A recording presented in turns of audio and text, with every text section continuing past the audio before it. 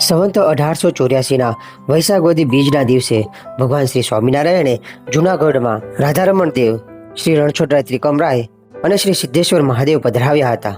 જૂનાગઢ મંદિરના પાછળના ભાગમાં પ્રદક્ષિણાની જગ્યાએ એક પ્રસાદીની છત્રી છે. તેનો ઇતિહાસ જાણીએ તો જ્યારે ભગવાન શ્રી સ્વામિનારાયણે દેવોની પ્રતિષ્ઠા કરી પછી આ જગ્યાએ સુંદર ઊંચા સિંહાસનો પર બિરાજમાન થઈને સભા ભરીને બેઠા હતા.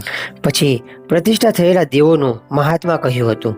ત્યારબાદ દેશ દેશથી પધારેલા હરિભક્તોએ મહારાજની પૂજા કરી હતી. શ્રીજી મહારાજે સદગુરુ શ્રી બ્રહ્માનંદ સ્વામી અને સદગુરુ શ્રી ગુણાતીતાનંદ સ્વામીનું કાંડું ઝાલીને મંદિરની પ્રદક્ષિણા ચારે તરફ ફેર્યા હતા અને મંદિરના કાર્યમાં સેવા કરનારા સર્વજનો ઉપર અતિ પ્રસન્ન થયા હતા. આ પ્રસંગ યાદ રહે તે માટે છત્રી બનાવીને ભગવાન શ્રીના ચરણારવિંદ પધરાવેલા છે. જ્યારે તમે જૂનાગઢ મંદિરની પ્રદક્ષિણા ફરો ત્યારે આ વાતને યાદ કરીને આ ચરણારવિંદના દર્શન જરૂર કરજો. જય શ્રી સ્વામિનારાયણ.